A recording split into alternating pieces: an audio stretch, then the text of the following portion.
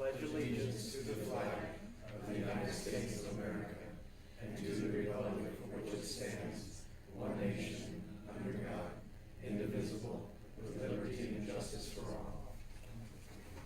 Welcome, everyone. Please, just a reminder, if you have cell phones, please put them on silent.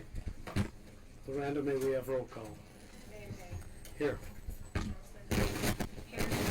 Councilor Lundstrom. Here. Here. Here. Okay, item number 3 for agenda. Are there any additions or corrections to the agenda from council tonight? Hearing none, I would look for a motion to approve the agenda. So moved. Okay, we have a motion to approve. Do we have a second? Second. Second. Any further discussion? Roll call vote, please. Councilor Lundstrom. Yes. Councilor Burrell. Yes. Councilor Scalise. Yes. Councilor Sherman. Yes. Councilor Stroud. Yes. Councilor Spradlin. Yes. Mayor Bailey. Yes. Next, item number 4, approval of minutes. We've all had a chance to look at the regular meeting minutes for August 9th. Are there any additional, is there anything additional or corrections to those minutes? Okay, hearing none, I would look to a motion to approve the minutes as submitted. Move for approval. Okay, we have a move for approval. Second. Second. Justin, second. Any further discussion on that? Roll call vote. Councilor Scalise. Yes. Councilor Spradlin. Yes. Councilor Burrell. Yes. Councilor Sherman. Yes. Councilor Stroud. Yes. Councilor Lundstrom. Yes. Mayor Bailey. Yes. Okay, moving on to number 5, visitors and delegations. This is our citizen comment period. Citizens are invited to speak to council on any item that does not have a public hearing scheduled. There is a 5-minute time limit per person unless otherwise noted by the mayor. Each speaker will have one opportunity to address council and please provide your name and address. Please note that no formal action will be taken on an item that is not on the posted agenda under the open meeting law provision. However, they may be placed on a future posted agenda if action is required. To better assist you with questions, please send your email to the page there's a private table to do that. And with that, we have actually 2 public hearings tonight. One concerns the Brush Municipal Code for noise restrictions, and another an annexation issue. So if you have comments on those 2 items, I would wait for the public hearing. But the floor is open. Any other comments on that? Is there anyone that would like to publicly speak? Okay. All right, moving on to management. The first public hearing we have is ordinance number 889-21, an ordinance amending section 10.8.10 of the Brush Municipal Code to restrict certain noise causing equipment on motor vehicles.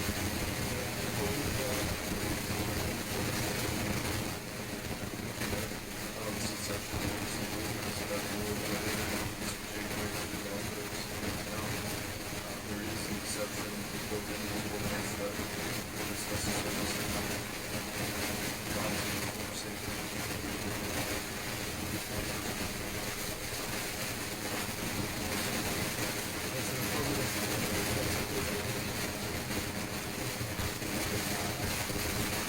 Go ahead at this time to the public hearing and welcome the public testimony.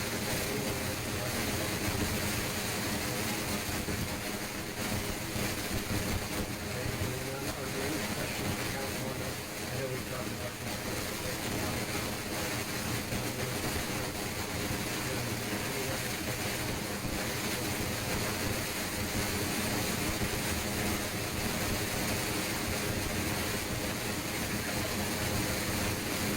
I will close the public hearing and move on to 6B, is the second reading on this ordinance. An ordinance amending section 10.8.10 of the Brush Municipal Code to restrict certain noise-causing equipment on motor vehicles. I would look for a motion on the ordinance from council. Move that we approve on second reading ordinance number 889-21, an ordinance amending section 10.8-10 of the Brush Municipal Code to restrict certain noise-causing equipment on motor vehicles. Okay, we have a motion to approve. Do I have a second? I second. Councilor Lundstrom, second. Any further discussion? Roll call vote, please. Councilor Sherman? Yes. Counselor Stroud? Yes. Counselor Lavelle? Yes. Counselor Swayze? Yes. Counselor Lundstrom? Yes. Counselor Schreiber? Yes. Mayor? Yeah. Okay, moving on to our next item.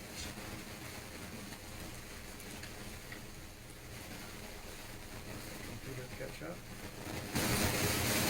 This item is public hearings on Manus annexation, annexing a certain unincorporated part of land, Lot 3, Townsend Minor Subdivision, A part of the S, 1/2, SW 1/4 of Section 33, Township 4 North, Range 56 west of the 6th Principal Meridian, Morgan County, Colorado, to the City of Brush, Colorado. I'll go ahead and open the public hearing, and our staff will give us a report. Good evening, council. I give you a little memo just to kind of where we are. This is just a brief summary. Oh, No. Go ahead, sorry. Okay, so it's a brief summary of the annexation. So the Planning and Zoning Board met last Tuesday, August 17th at 6 p.m. Here are the details that came from that Planning and Zoning meeting. June 28th, 2020, the Brush City Council passed a resolution to accept a petition from Greg and Regina Dardanus to initiate the annexation process. The 1.1 acre parcel of land is referred to as Lot 3 of the Townsend Minor Subdivision, which is in the 2900 block of Mill Street. This annexation consists of 3 requests. First, the annexation to be rezoned as residential low density, and the third, to be subdivided into 3 parcels. And I mentioned specifically the dimensions of those parcels. The City of Brush did not prepare an impact report because the annexation request is not required if it was less than 10 acres in the total area, and that's according to the code. So there's no violation on that. We didn't have to, since this is 1.18 acres less than 10. A plat map from Liebert, McAtee and Associates was submitted with the subdivision of the parcels into 3 parcel lots, which I don't know if you guys received that, but that was submitted to the Planning and Zoning Board with the details of that. The following districts were sent certified letters of annexation: East Morgan County Hospital District, East Morgan County Library District, the Lower South Platte Water Conservancy District, the Northern Colorado Water Conservancy District, Brush Rural Fire Protection District, Morgan County Quality Water District, Morgan Soil Conservation District, and the Brush School District. After much discussion, the Planning Board, through the discussion, there was a recommendation to agree to all 3 requests with these conditions. The first is to contact Jerry Dahl, which is our senior annexation attorney, who's written really all the laws that we have for the state for annexation, and for his guidance on these 3 requests, and to give a guidance on an impact fee for future annexation and maintenance of the County Road 26.2. And then the second is that the condition would include 1 full stock share of water from the Upper Platte Beaver Canal Company to satisfy the 3 acre-feet of water for every acre of land annexation requirement. That was the recommendation from that meeting.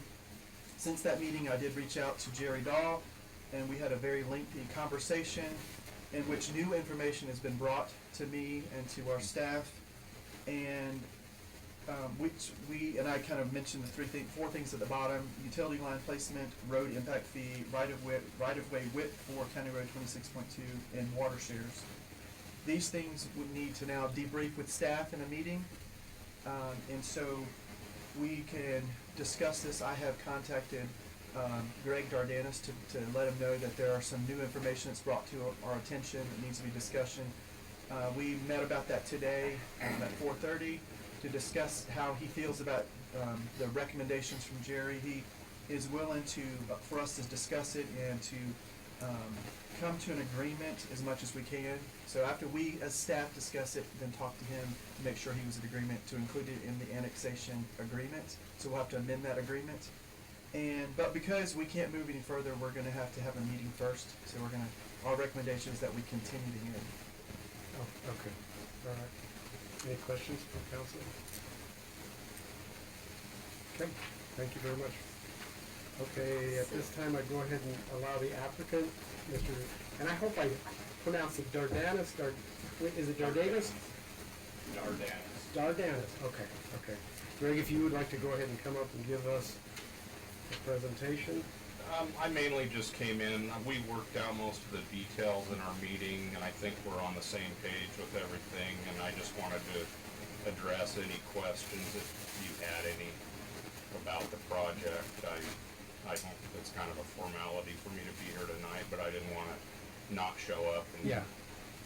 I just thought it'd be more professional if I was here, and I know most of you anyway, so you know my face, so. Yeah. But I thought if there were any questions, I could address them, so there wasn't anything else that you had. to Are address. there any questions? I think council is needing a lot more information before we would have questions about this, but is there anything anyone would like to ask at this point?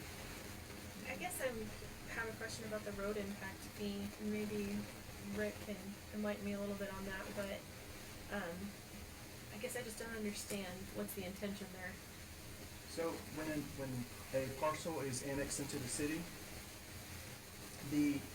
according to our code and to the state statute, all infrastructure is required to be brought in by the developer. Mm-hmm. And so, there is a potential that the road could be annexed into the city, and if so, then we have to work out an agreement what that's gonna be. And Okay. so this is the only time that we can do this, is during annexation. Okay, Yep. thank you. And I'm one sorry, thing- Greg, I don't have any questions for you. Well, that doesn't bother me a bit, And really. Greg, I wanted to say one thing. I know you put in a call to talk to me last week, and because of the process with the hearing, I'm precluded from understand. speaking to you before the hearing. All information has to come out. I hope you understand I that. won't hold that against you.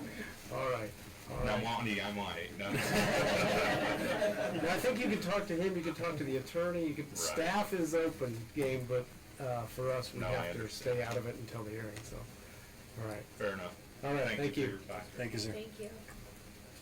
Okay, at this time, I will open it up for any public testimony on this item. Is there anyone that would like to come forward on this? No? Okay, are there any final questions that council has of anyone on this item? I think we're all waiting for more information. Okay, with that, I'll go ahead and close the public hearing, and I think our staff recommendation is that we continue this hearing. I'll close the public hearing, we'll move on to the next item, and that is a first, pardon me? Well, I think when we get to the next item, that's when we'll do that. This is okay. the ordinance on that. Okay, so we'll move on to D, first reading ordinance number 890-21, an ordinance annexing a certain part of unincorporated parcel of land lot 3. And, well, I'll go ahead and read the whole thing just to be clear. An ordinance annexing a certain unincorporated parcel of land lot 3, Townsend Minor Subdivision A, part of the S-half SW1 quarter of section 33 Township 4 North, range 56 west of the 6th principal meridian, Morgan County, Colorado. Dardanus annexation to the city of Rush, Colorado. With that, I will open it up for a motion. If we continue the hearing for ordinance number 80-21 to a later council meeting. Okay, we have a motion to continue the hearing to a later council meeting. Do I have a second? Second. Second, Council. Counselor Straub. Sorry to interrupt. In order to not have to go through all the notices and everything, we need to have a specific date, which we're gonna continue this, so the date of the next, council meeting is what I would suggest. Does that give staff enough time? Okay, okay, so you, So I'll amend my motion to continue it to the council meeting September 13th. Okay. September 13th, okay. Second again. Second again. Any further discussion? Roll call vote, please. Counselor Scalise, Yes. Counselor Lindstrom, Yes. Counselor Schwaber, Yes. Counselor Garrell. Yes. Counselor Sherman, Yes. Counselor Straub, Yes. Mayor Bailey. Yes. Okay. Moving on to E, board appointments. I had a letter of interest in our water advisory board, and a gentleman is in our audience tonight, Jamie Ledbetter. Sent me a letter interested in serving on that board. I would recommend to council that we approve this position. Jamie, is there anything that you would like to say? Feel free to introduce yourself if you'd like to. Jamie Ledbetter, live at 336 Howell Avenue. My experience with water is mainly management. From the oil and gas side, we accounted for water usage, water costs. And then I have previous experience with geology, and mostly microseismic, seismic anomalies, and monitoring, that sort of thing. Yeah, water, very important issue for us. Water is an extremely important issue, and I think in what I've been reading, they're front ranging. They don't care. They're coming after this out here. So I think it's vital that we need to protect what is here for this area. So, any questions? All right, thank you for Sure. stepping up. Thank you. I'm gonna go ahead and combine these motions unless council wants to split them out. George Mussel recommended council to an appointment to our planning and zoning committee.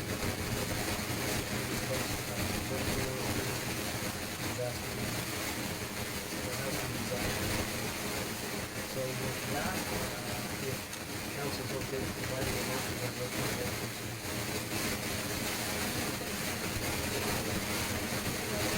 Water advisory board and the planning and zoning board. Okay, we have a motion to approve the appointment for Professor Street for second. Any further discussion? Roll call. Yes. Yes, Councilor Cruz. Yes. Councilor Strong. Yes. Councilor Strong. Yes.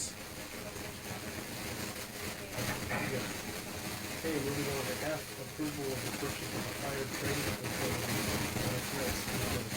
Okay, each council member received a memorandum in their packet. This shortly outlines that we're purchasing the American Fire Training System, the containers, the fire training center, and visited with the fire chief, and he said that just be aware that a lot of things are on, not back order, but they just take a long time once you order them. So this one might be up to 220 days. And so I ordered a little surprise because our fire truck, I think, has been out there a year now. And so we got hopefully a year in December, and that probably pushes to almost a year and a half. But long story short is we had tried getting this through a grant, but we weren't successful with the grant. I have put out a feeler to Excel Energy to see if there's a possibility of them putting some money towards this, but because of the 220 days, we need to get it ordered. And we'll try and find some other funding out there that might be available. And then also, I believe the Rural Fire Board might be doing some site prep work for this project. And so that can help a little bit with the cost. I did put in here that we should get the performance bond that's quoted in here. It's 3% on top of this cost. And simply because things are a little hectic right now, we just went through one of our projects where the company that we got the building through, they shut down. And so we're not going to get the building that we thought we were going to get. The price is going to go up on that one. We're going to lose a little bit of bankrupt. And so this right here for this large of a project will give us a little bit of a surety that whatever we order we get, and so that's what the committee performance plan. So looking for council's approval to go ahead and purchase, put on order, I guess, the fire training center. Would it be alright if we heard from the assistant fire chief on his thoughts on this unit that we ordered?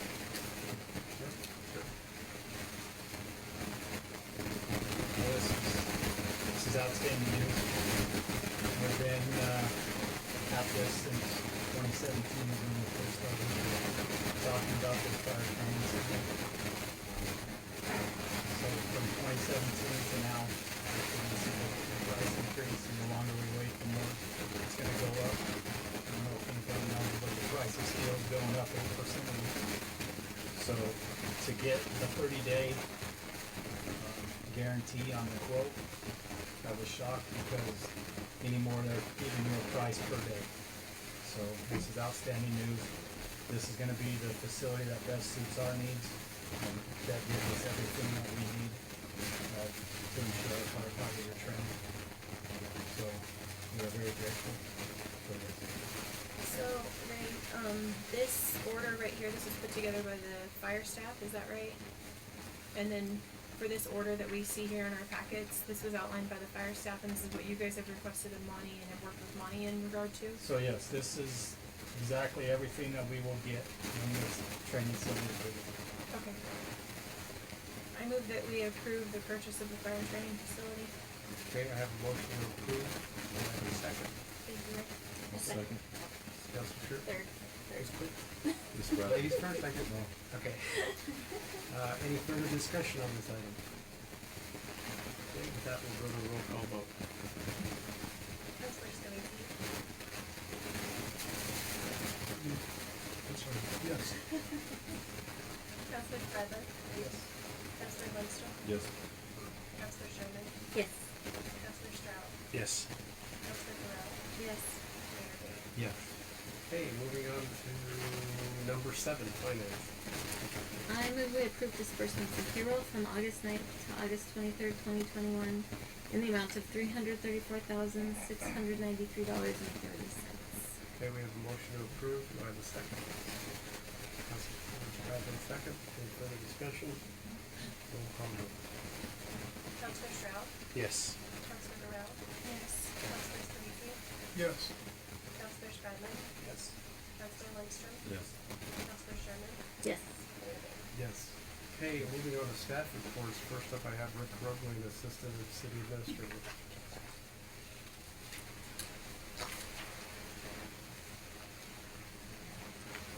Alright, I guess you saw my staff report from last time, it's a lot longer than I thought. It's like, no wonder Joanne said 2 minutes. She really says 2 minutes. But some of these things is still ongoing that I'm working on from the last week. But this past week, was able to interact with Loves to try to go ahead and get some of the special use conditions finalized, which is getting their grass mowed, dealing with the stormwater pond and the back brown spots of the irrigation line, and then the painting of striping of the no parking area along Hospital Road. So all those they have agreed to address, and they should be done in the next week. I'm going to propose to get all those things done. Monty and I have been working on a letter that we'd like to submit to the school district based on the traffic and pedestrian study. And it is a firm letter, if I'd say that, showing things that have not been addressed, and we've asked them to address them, and they still have not been addressed. But it's time for the school board to be involved and be able to be okay with the liability that they're taking on.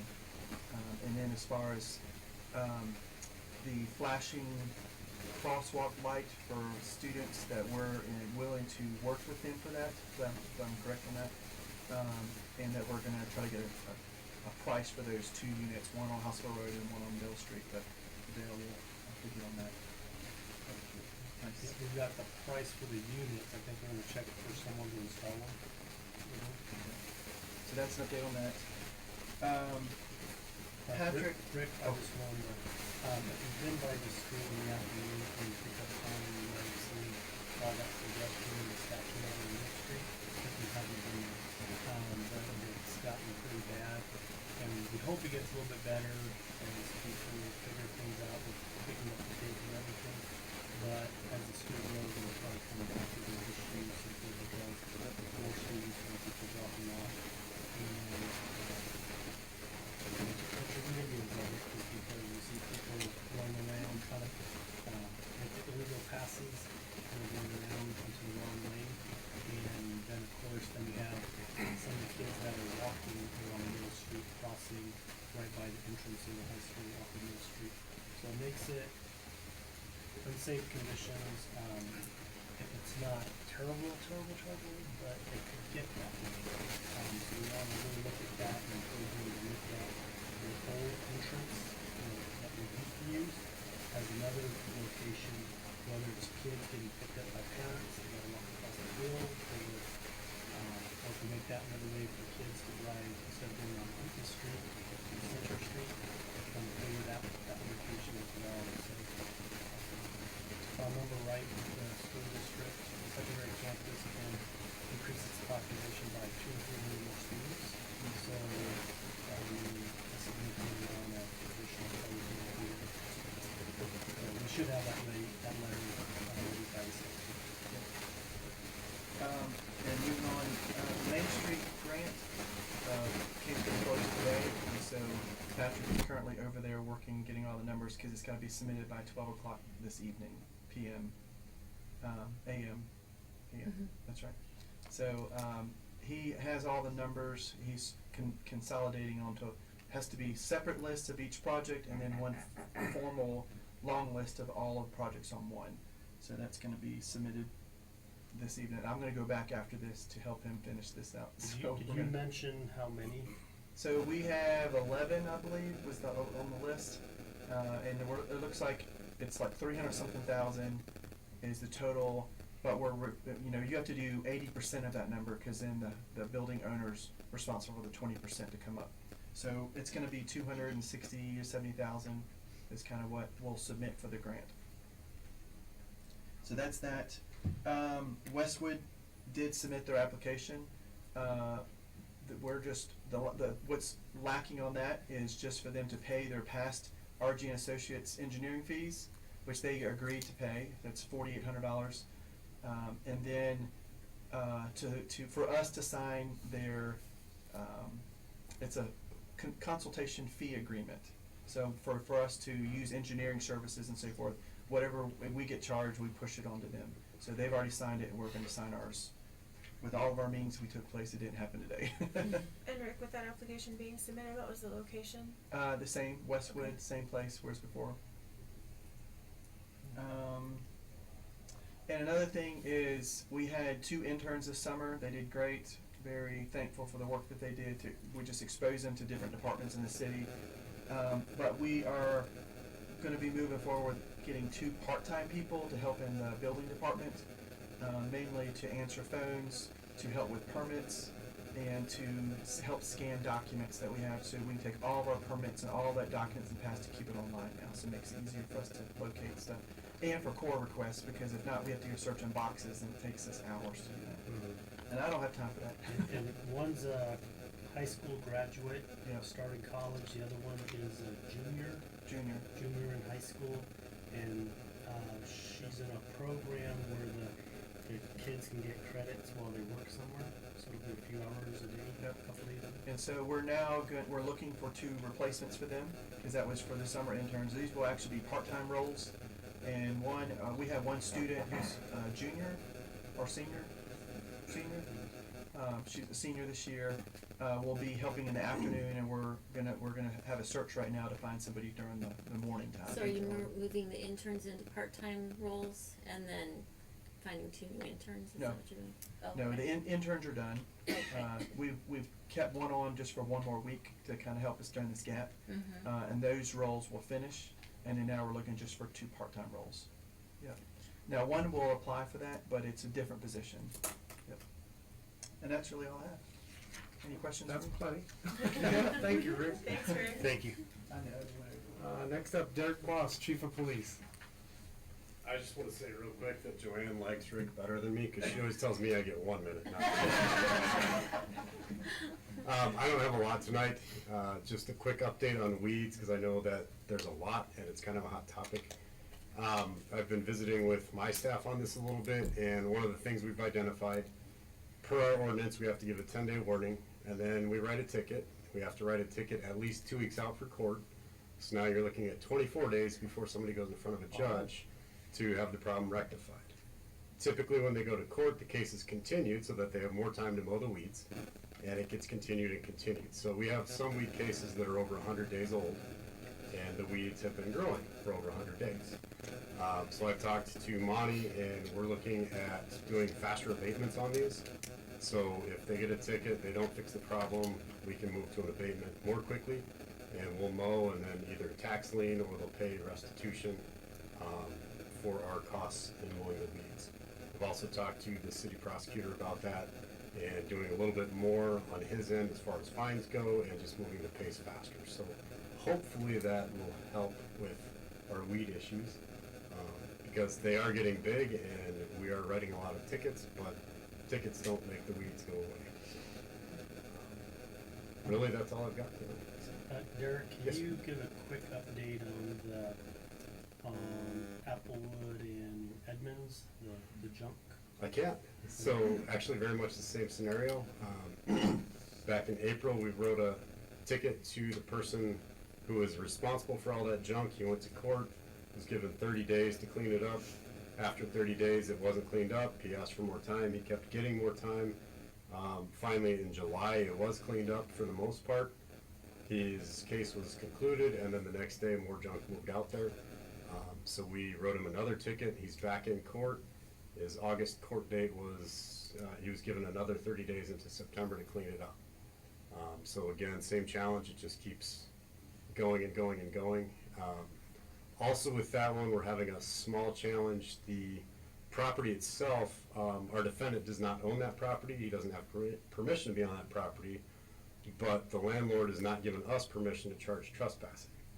So we have a little bit of an issue there. We're trying to work with the landlord on that to help resolve, fence or something will help with the problem, but we haven't gotten there yet either. So. Now, do you mean landlord or the other property owner? Is that Other a property different owner. property Yes, owner? I'm sorry. Okay. Not landlord, landowner. Yeah, okay. Chief, is there any other possible recourse or any way to escalate anything at this point? With that With or that weeds? particular project? So with that one, we can't do anything till it goes to court. Okay. We're requesting court-ordered abatement, which means the judge says, yes, go clean it up.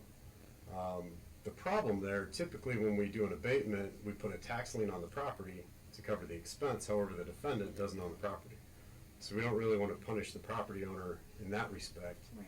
So we have to find an alternative to do restitution or something else with the defendant who's actually responsible for the trash. And the property owner does he rent from there, or does he even, The property owner lives out of town. right? The defendant doesn't rent from the property owner, has no permission to be there, but there's not a defined, here's where the property line is between, Oh, is it just kind of spilling over into? yes. Okay. and so there's not a, this is the line, this is one person's, this is the other person's. And that's part of why we're trying to put a fence up, put something there so that we can say, this is your property, this is his property. I had a thought, and with Dan here tonight, maybe we can ask this question. Would it be possible for citizens who are dissatisfied with the way things are going to perhaps write letters to the property owner to see if that might encourage him? I would say no at this point because it's already happened. Okay. And I know the property owner is equally frustrated with this. I think the property owner just doesn't want to put any money into a fence. Yet or doesn't want to whatnot. put up no trespassing signs. We need more than a sign at this point, Okay. So the guy owns the property next to this property. yes. So let me Can you put a tax lien on his property? let me back up a little bit, try to explain it a little better. So the property where our defendant resides is an apartment or fourplex. And so that person who actually owns that lives out of town. The defendant is not even a leasee at those fourplexes. And then next to that is an adjoining property owned by somebody who lives in Denver. So our defendant has permission to stay in one of the apartments on occasion and has junk that spills over from the fourplex onto the other parcel. So the challenge is, the defendant's responsible, but he doesn't own any of the properties there. And so to find him fiscally responsible, we can't really morally do a tax lien on either of those properties because it's neither of those people's fault. Can you write a ticket to the landowners so that they figure out that they should be more fiscally responsible in getting rid of the guy, or? Because I mean, technically, they're the ones that own the property. And they've never given permission for him to be there. But So- they don't want to do anything about I it. think that's a reach for the police force to try to do that. Yeah. Well, I mean, the code enforcer, when they come to your house, they write the ticket to the owner of the property, Oh, regardless of who's living there. Like, if I have weeds and it's a renter, oh, I thought it was I'm the one totally who gets the on ticket. somebody else's property. It's on. That's not completely true either. Usually we Oh. write the ticket to the tenant first. oh, okay. So if there's weeds, and we actually had a different conversation about rental properties and weeds, usually the tenant gets the ticket. And the challenge is if the tenant gets the ticket and then they leave, the weeds are still growing. And so then we go after the landowner and try to get them to mow the weeds, but we've got a solution to that as well. How does that work though, where some lease agreements don't, the tenant's not responsible That's between them and their landlord. If we write the ticket to the tenant and they don't feel responsible, for? they have to resolve it. So hypothetical, in this same scenario, a fourplex apartment has a weed issue, who do you write the ticket to? Everybody that lives in the apartment or the owner of the apartment complex? All of the above. One of the things I think think. I write a ticket to all of the above in this case. Yeah, is, and I know, I can understand the morale of the police department when they write a ticket for weeds. And depending on when you write the ticket for weeds, you say it has to be 2 weeks before the court date. Yes, sir. And the judge, and it's come to my attention that the judge almost always gives a blanket 30, you got 30 days. And I think it might be good for counsel to speak with the judge. Police department certainly can. The judge can do what he wants in that, but is it a wise decision, especially on a weed issue, to give somebody another 30 days? And they've had 2 weeks before they get to court and stuff. So it might be a discussion, if counsel would like, we could have with the judge of, you know, with weeds, they need to be more timely than that, I think. Because I think the public thinks that, the code enforcement officer isn't doing the job. Well, they are. Yeah. But this process can take 2-3 months, and I think that by that time, summer's over, winter started, the weeds. Snow fell and you know. squished the weeds. Right. The weeds started out this tall and now they're this tall. Right, so I would recommend maybe council having a discussion with the judge on, that this doesn't seem to be working very well for us. I would agree that needs to be reevaluated. Chief, thank you for the information on the Applewood issue. I would like to stay apprised of that situation. Okay, all right, thank you, Chief. Joanne Gosling, Finance Director.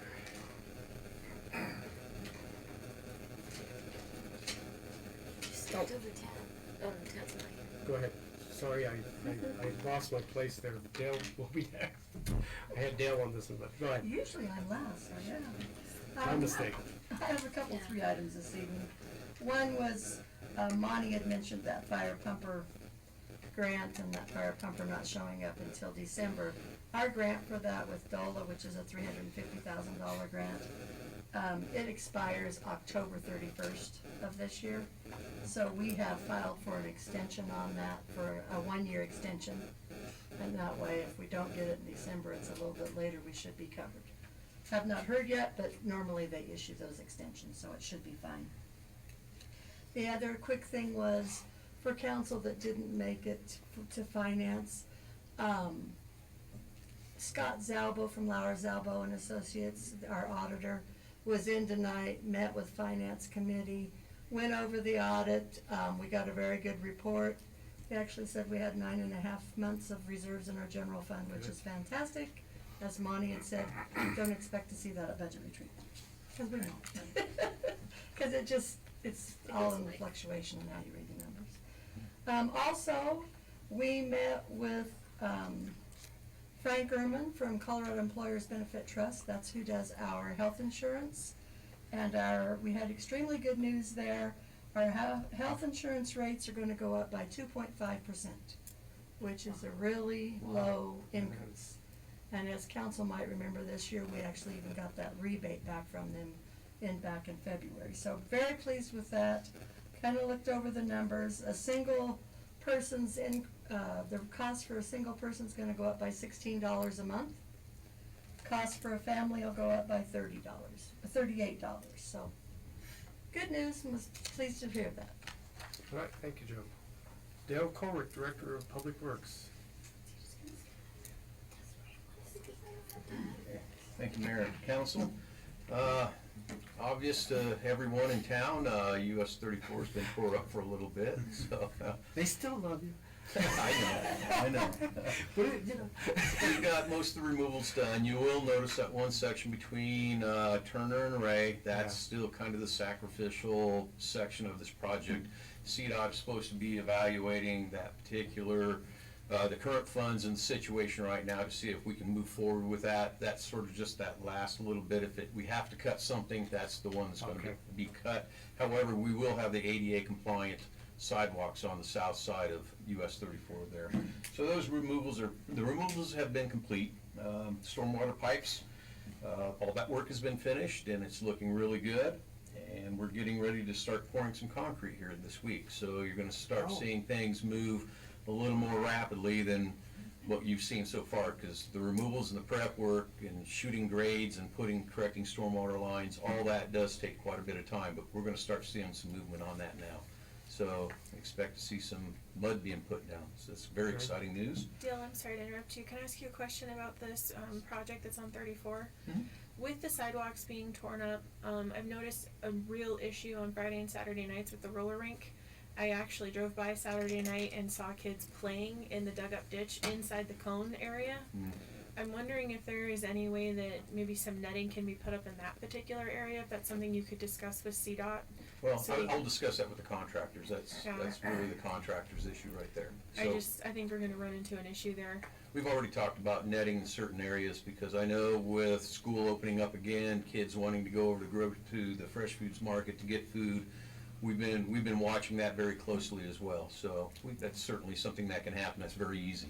That's Yeah, very, and I mean, very they're late. They're there till like 10 o'clock at night on Friday and Saturday night, so I don't think it's something that's really noticed unless you're there. Yeah. So But I've also, on that note, noticed people actually walking down the highway because there's no place to walk instead. Well, it's coming So to if a you close put up a soon. net, yeah. It is coming to a close soon. So we're gonna get all these little issues that do pop up, but they're not long-term problems. So they're gonna be solved very quickly with the concrete being poured. okay. Dale, are they gonna go south side first? Correct. North side? South side, they're gonna start at Hospital Road, and they're gonna start working their way eastward on the south side, and then they'll come back and they'll start doing the north side as well. But I don't know which direction they're gonna be heading on the north side. But right now, the estimated project completion date, we're gonna see substantial completion here within the next 2 weeks. So we're really gonna start seeing things move. The estimated project completion date is going to be in the middle of September, and that is going to be the paving back of everything and the striping, reinstalling the striping and everything like that. We're looking anywhere between September 15, 16, 17, I believe, were the dates that we were last given for this to be completed. They're rolling up the sidewalks and heading out of town. That is actually quite quick. Yes, it's been good. They've had to actually slow the contractors down a little. Yeah. Speaking of striping, paint is still in the supply chain. We were told we were supposed to have that middle of August. We've checked on it and they said it's not happening until, I think the latest date we got so far is September 14th. So and I'm not the only one experiencing those issues with paint and supplies and such.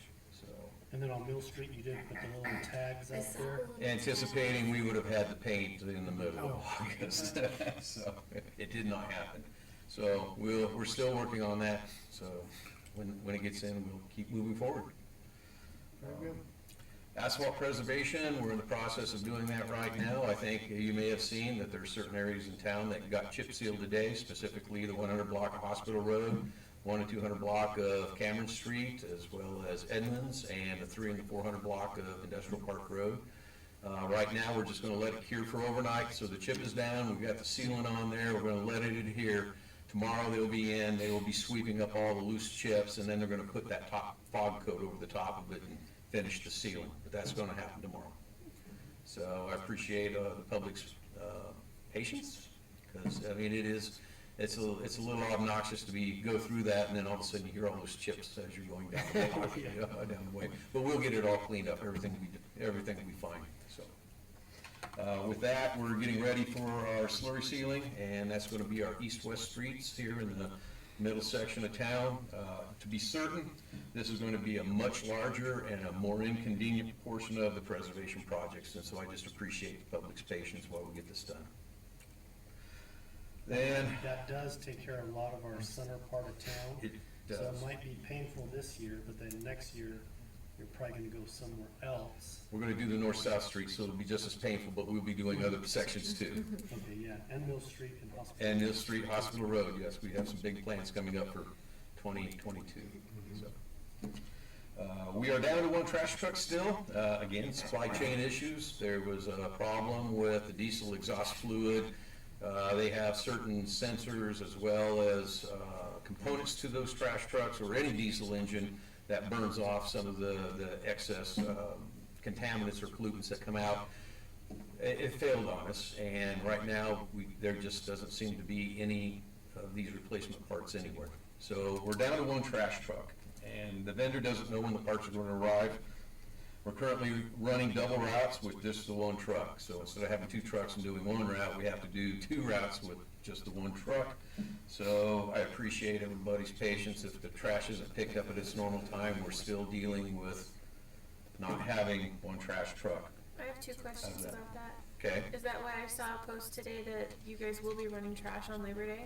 Yes, I was getting to that. Okay, sorry, but the other question, I guess, relates to exactly what you just said. Does that mean eventually this truck's gonna die from overuse? Hopefully not. This is an earlier model truck that does not have the same components. It's a different brand of truck. Okay. So, and it shouldn't. So you're saying it's an older truck and it's running just fine? It's only older by 1 year. Older by 1 I year. just would hate for us to run into a really bad situation. We would figure something out. There are alternatives. We do have a plan C, D, E, and F. So happy to hear that. And then, because of the, like I say, because of the uncertainty of when we're gonna get these parts, the trash department will be picking up trash over the Labor Day holiday. The Monday residents still need to put their trash out on Monday. We'll be picking them up. Otherwise, we're gonna be trying to do 4 trash routes with one truck in one day, and that's just not possible. So, the crew, willfully said, hey, this is probably the better answer here. And they were asking permission to go ahead and run a little overtime on Monday just to keep things going, rather than have trash stacking up throughout the week. And so, I feel good about it, and so I'd like to thank the trash crew too for stepping up when it's needed. How many trash crew members are there? 4. Thank you. And then hand in hand with that, the spring cleanup week was postponed due to the landfill constructing a new cell. And they had to be very conservative on what remaining space they had. And with that, we will be conducting a community cleanup week sometime in the fall to help residents with their cleanup projects. With the other trash truck down and with the street crew running on some critical path items getting ready for some of the rest of our preservation, we don't have a date yet, but once we figure out when we can get 2 trash trucks and a crew to help pick up everything, because they are an integral part of our cleanup, the street crew is. So once we get a little bit more of that firmed up, then we'll set a date for a community cleanup week sometime Oh, I this fall. thought that we had gotten to the point where they weren't gonna get the cell open and we weren't gonna be able to have it this year. Well, it's They are open. going to- It's my understanding it's open. I don't know if they've still got the certification from the state yet. Okay. However, we're just still kind of playing it by ear. And again, with just one trash truck and our street crew, they are booked solid for quite a while. So we don't have a date ready yet, but once we get that figured out, we will get that information out to the community. I know it's been really inconvenient for some, especially Chief. He's been having to, he's seeing piles of stuff sitting around and, well, I'm waiting for cleanup. Yeah. Well, okay, another 30 days, you know. I saw a mattress on the middle of a street. Yes, I know. so, but there's a lot of these factors that have been beyond our control. That's right. And so I appreciate everybody's patience. So with that, I'll open it up to any questions. I was fielding a couple of questions. Over where I live, I know the trash day is changing to a different day because, and the question I'm getting is, by my house, I could set my watch, you guys come through at 7:30 in the morning, so we must have been on the beginning of Friday, I guess. I think we're moving to Thursday? Right. Okay, any idea, will that be the tail end of the Thursday route, kinda? That's people are asking me, what time can I expect the trash truck? As per our trash, resolution, you gotta have it out by 7. That's all I can say, is get it out by 7. Okay. And we'll see how these new routes come about, so I apologize for the non-answer. Okay, so just, that's our answer, that's an answer. Have it out by 7 o'clock. Have it out by 7. And then once you see a couple of, I think it starts next week, I believe. It starts the very first part of September, I believe, isn't it? Okay. Yeah. So as they see what time it comes by their house, like I said, I could set my watch to those guys every week. It's within 2 minutes, so once you see it a couple times, you'll know when the trash truck comes by your house. Comes by. Probably not until we get the second truck going. I wouldn't set my Yeah, watch right. by No, right, those, right. the ones. Exactly. The other question I'm getting is, on Hospital Road, where it intersects with Highway 34, they put some cones up into the left turn lane on Hospital Road, but the cones don't completely take you out of the turn lane, and people are asking me, are they not supposed to use the left turn lane on Hospital to get on the 34? I think they can still take the left turn on US 34. I think what they're trying to do is protect a little bit of the work area that they've Okay. got. And I'll get some clarification on that Okay. at the same time that I'm talking about the fence. Okay, okay. Yeah, I think it's for the cars that are turning right off of 34 onto Hospital or swinging wide around the work They area, are. and so they're coming into the left turn lane. So they're As well trying as to protect- semi-trucks and bigger Okay. trucks. That makes sense. And so they're just trying to prevent any potential accidents. Yeah, because the cone end, and you can get in the turning lane, so Mhm. they weren't sure why they were. Okay, that's, Okay. thank you, Dale. I have one last question for Certainly. trash, I guess. Is the routes changing for everybody the day? No, there's certain residents, what has happened is, as growth has started to continue to move westward in that area, we're taking on more and more customers over there. And so what was a nice, easy route on Friday has now slowly increased more and more. And Thursday has always been kind of a light day anyway, so all we're trying to do is just equalize the number of pickups we do on these days. And so move some of that heavier Friday traffic into that lighter Thursday. Gotcha. The questions I've had on it from people is like, oh, I have to get used to a new trash day. I said, well, you know what? I'm And- retired. I don't know what day it is anyway. So To be certain, and I assure all customers in that area Yeah. that you will forget and we will pick you up, no problem. Oh, So if you forget, now, if this is 3 months down the road and you're still habitually not out there, we'll have to have a discussion. But we actually anticipate that people will forget. Yeah. And we will be very accommodating to that. Okay. All right, thank you, Dale. Any other questions? Dale, you guys Yes. did replace the 35-mile-an-hour sign on Hospital? Correct. Yes, Okay, so thank that you for was- doing Someone that. brought that up? Yep. And then, mosquitoes, I've heard that. schedules for mosquitoes, Monday, Wednesday, Fridays, 10 PM. Depending on the weather, and like I say, 10 PM because it's hazardous to the bees and we've got to protect the bees. So if we spray any earlier than that, you've got people in their backyards, they're doing their barbecue, 7 o'clock rolls around, last thing you want to do is smell insecticide being sprayed, fogged out there. It's hazardous to bees. I didn't. It'll kill the bees, and that's why we have to wait for nightfall and wait for them all to get back into the hive Yeah. before we can do that. Can you spray before 10 in my house? I don't like it. We have a bee problem. Okay. I'm good. Okay, Thanks, Dale. all right, any other, no, okay, thank you. Thank you. Loretta Packard, City Clerk. Oh, yes, I'm sorry. I saw Ted Anderson on this list, and Ray Ulrich, our Assistant Fire Chief. Filling in for Tab tonight is, he's taking care of Loretta who's sick, so. I'll update the truck. So I spoke with Ron, the owner of SBI out in Indianapolis. Final completion date is 12/28 of 21. No Christmas. He said that do not anticipate it until around the second week of January. Oh my goodness. So they're, same thing as the trash truck, little components they can't get.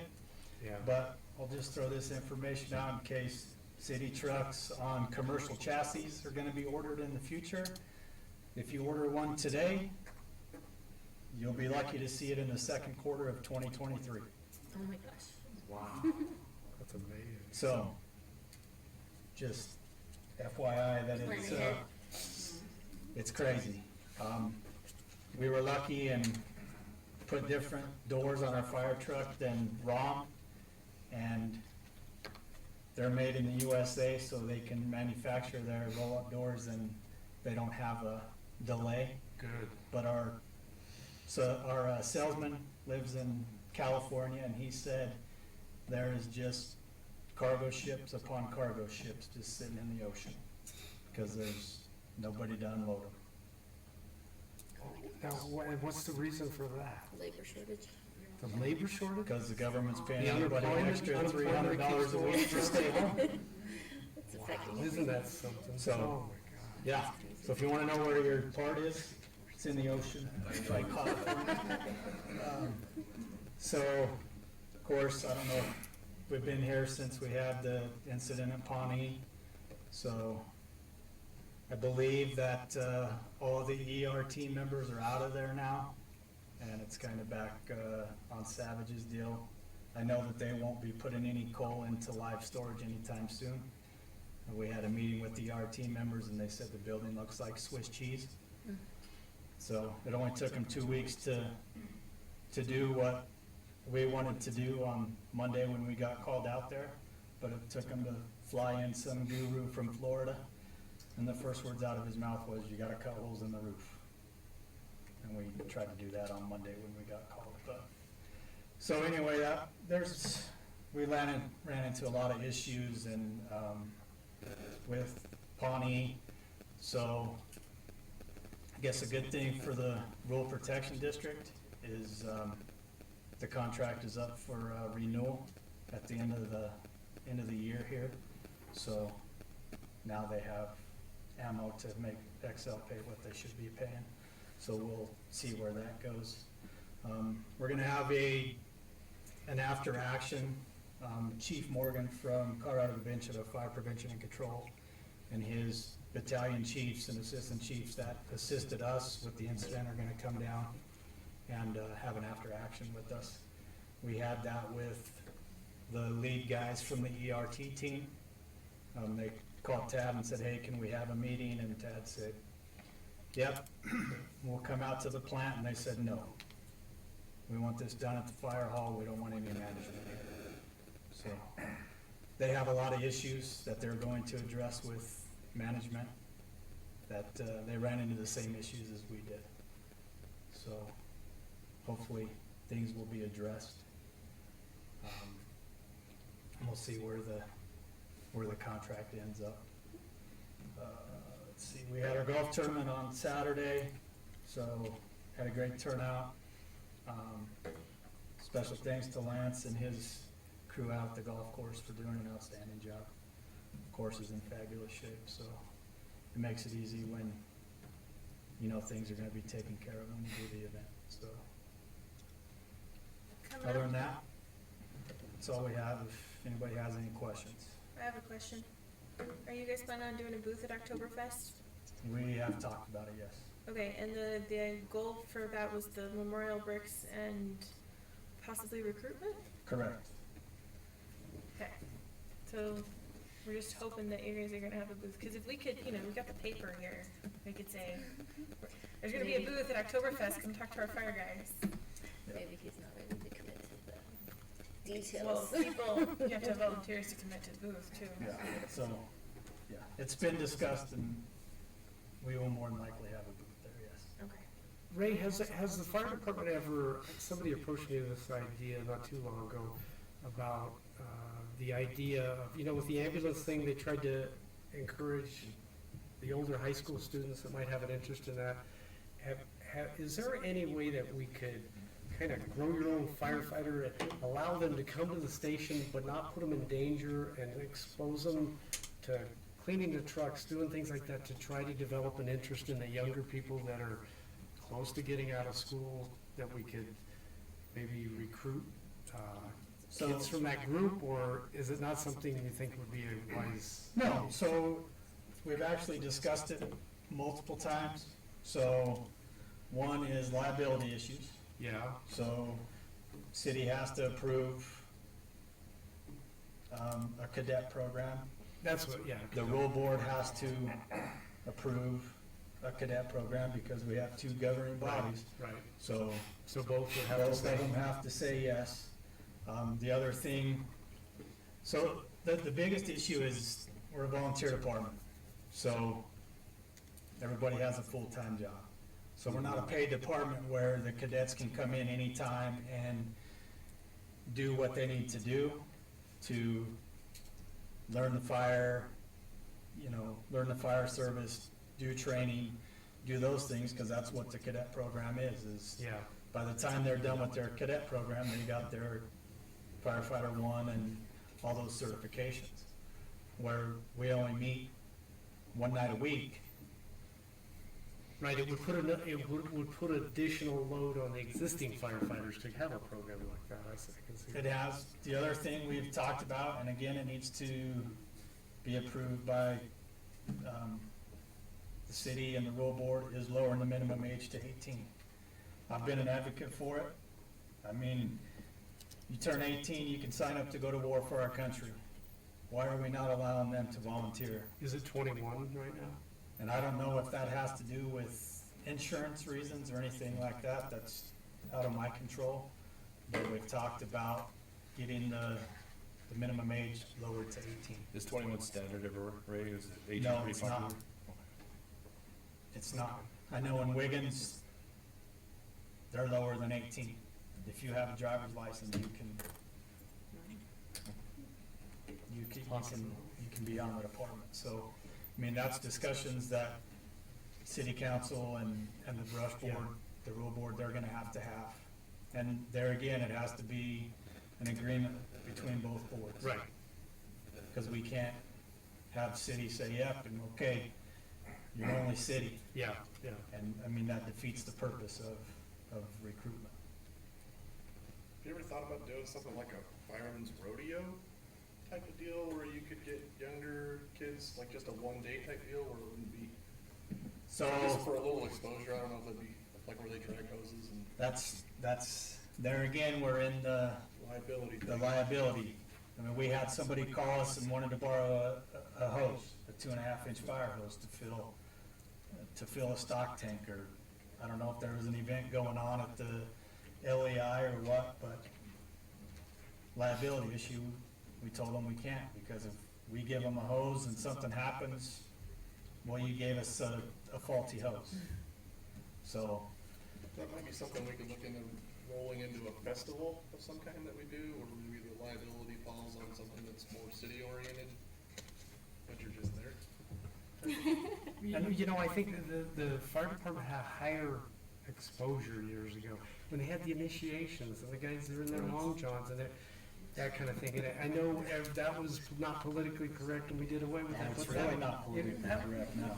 I mean, I think those were great things. It is, and that's what, I mean, that's, you talk to anybody, and that's, I mean, that was basically their welcoming into the brotherhood.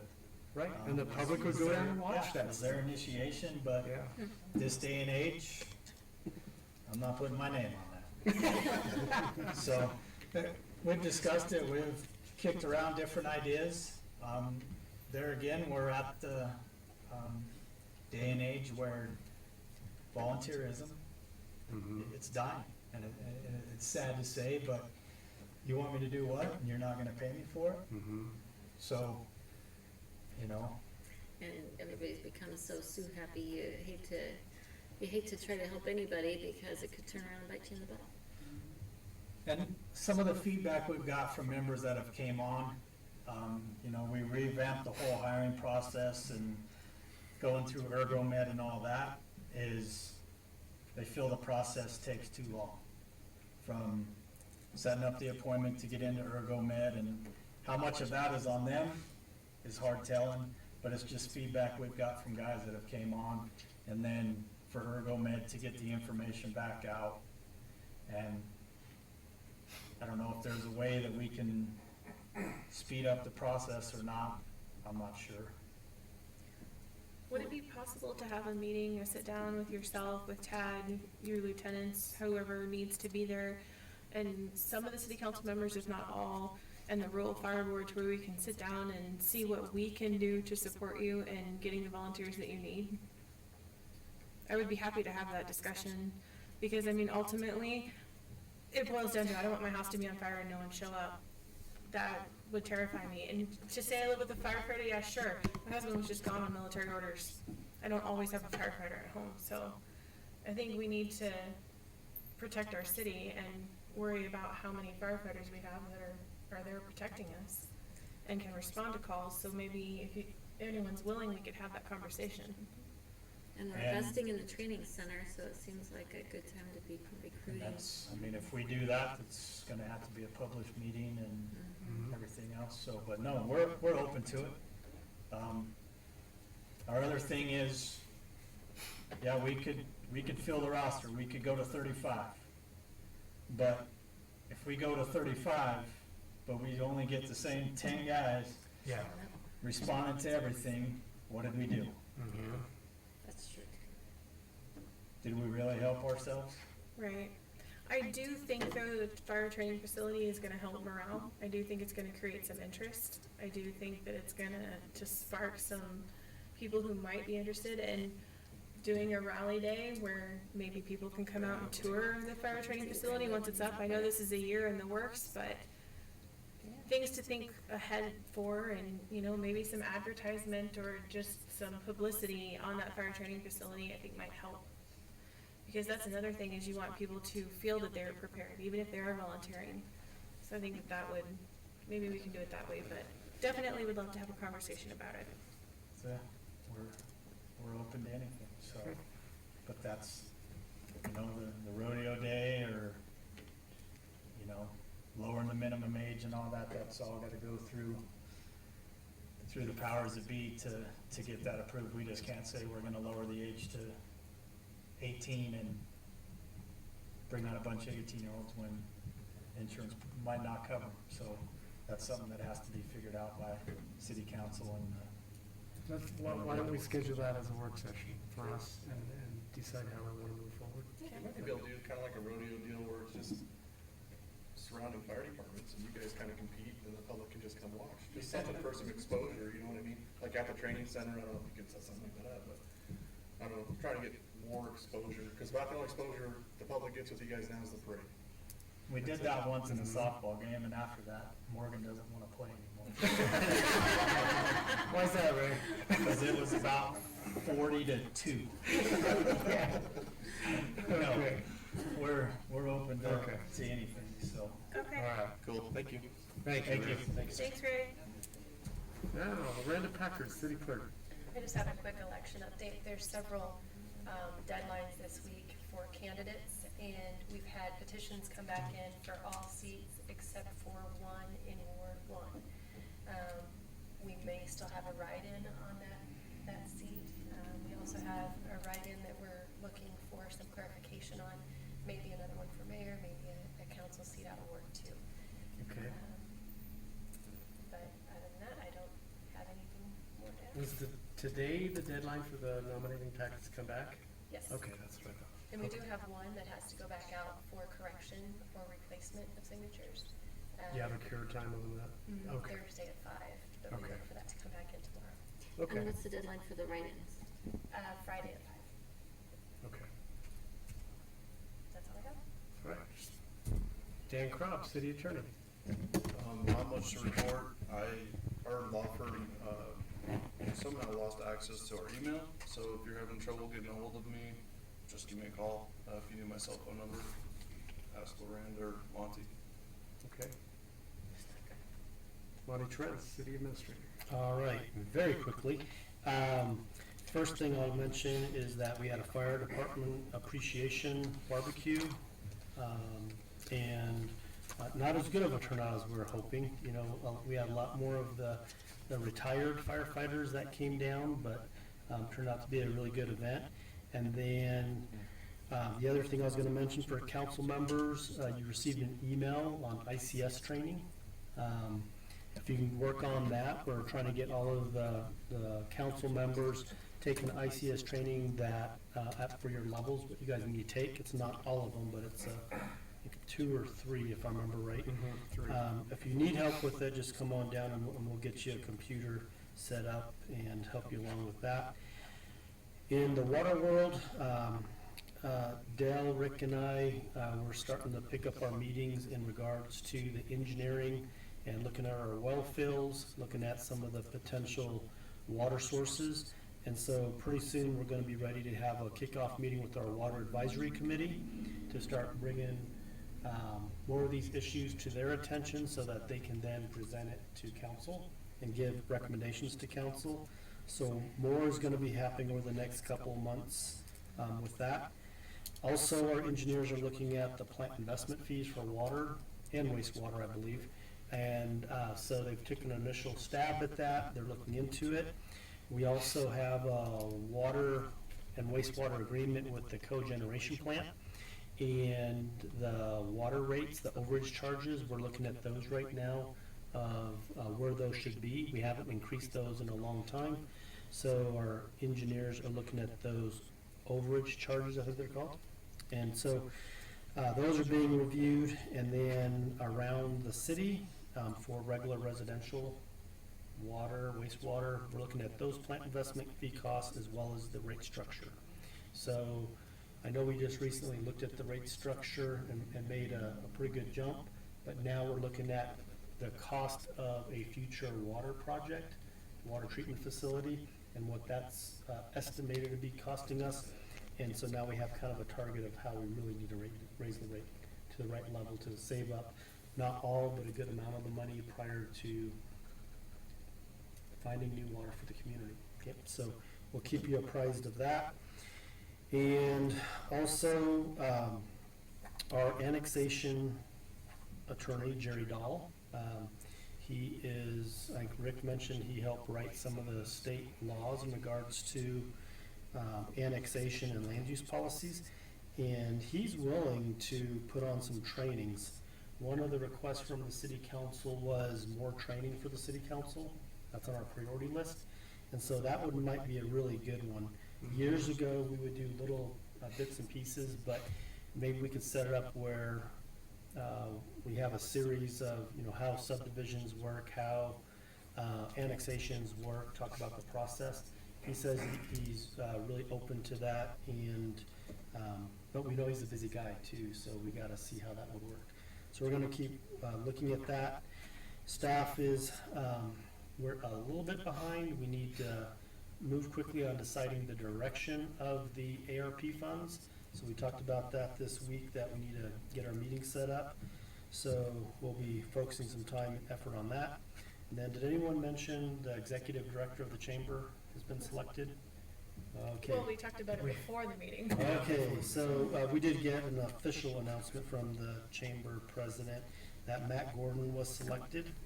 And so I believe in the next maybe he could watch some videos. We all applaud.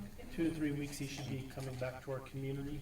And the little house that we've been remodeling right outside of town, the intent was to either a best and brightest student use that or a law enforcement officer. So the priority is law enforcement first. And if we don't have any takers there on renting that property, there's still more work to be done, but it'll be livable probably in the next few weeks. And then if not, then we'll maybe make an offer to help him get back to brush in that house. That's all I got. All right. Moving on to mayor and council reports. Does anyone have anything they'd like to report today? I would just like to thank the city staff for a fantastic barbecue for the fire department. It was so much fun. I don't think Monty or Rick will play my husband in cornhole anytime soon. Oh, But is that right? So he was a champ while he was stationed in Kuwait, or deployed to Kuwait, so I should have warned you, he's a shark. But it was so much fun. My son had a great time. The food was fantastic, which I believe was from the course, and Monty grilled us burgers and hot dogs, and it was a really good time. I really appreciated it, so thank you. Willow donated them. Oh yes, cookies and brownies. Y'all missed out, is all I'm saying. I'm kinda glad that the time did get changed. It was 4-H county, or 4-H state shoot that was being hosted by Morgan County for all of the weekend, so that might have been why we had some struggle with participation. But anyways, it was great. Thank you so much. Anyone else? I have one. Joanne made the paper a couple of weeks ago, and I was thrilled to see Joanne on the front page of the Beat. And I think Joanne told me a story of her granddaughter had seen some city members, community members on this thing, and she was also thrilled to see that. So all of a sudden the paper comes out and Grandma's on there, and we had to make sure that her granddaughter saw that paper herself, right? And I think Joanne has extra copies of that, but congratulations, it was a wonderful article on you. You've been a long-term city employee, and thrilled to see that, so very well deserved. With that, if there's nothing else, we'll go ahead and adjourn to our work session where we have one item to talk about tonight. We are adjourned.